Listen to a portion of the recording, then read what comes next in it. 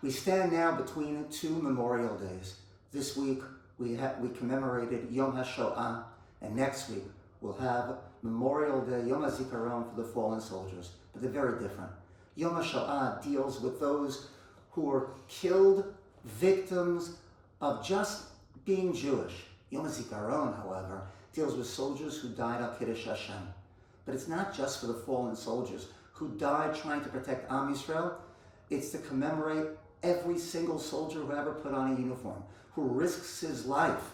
He's involved in Mechemet Mitzvah. He's involved in something greater than himself.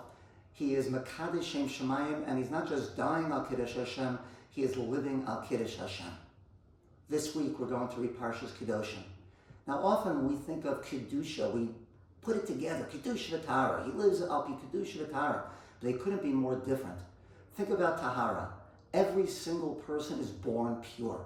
We say every morning in Shachris, Elokai neshama shenatata bi tahora hi. Kadosh Baruch Hu creates me, I am pure. Now, I can mess that up. I can be matame myself. I can defile myself. But I am born intrinsically tahor. On the other hand, none of us are born kadosh. We're born chol. We're neutral, but we can infuse Kedusha into our lives. Parashat Kedoshim is filled with mitzvot. And that is how we infuse Kedusha into our lives.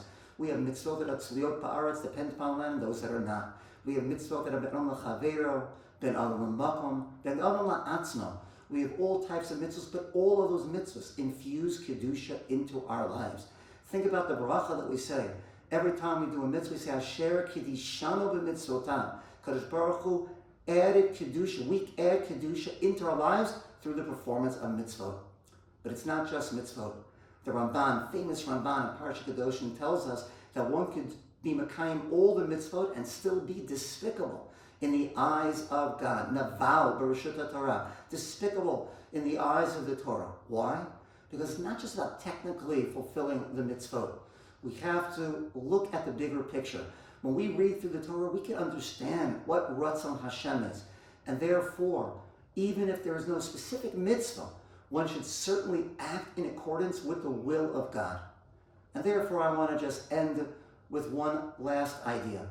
Any honest reading of Tanakh shows you that it's Ratzon Hashem to live in Eretz Yisrael.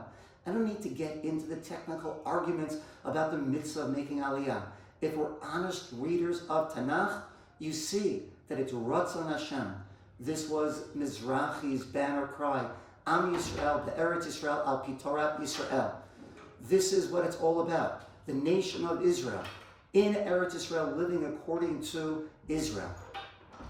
I want to end with the last idea, and that is, it's incumbent upon us to infuse Kedusha into our lives. How do we do that? By moving to the Holy Land. We infuse holiness into our lives by moving to the Holy Land. Shabbat Shalom Mevarach.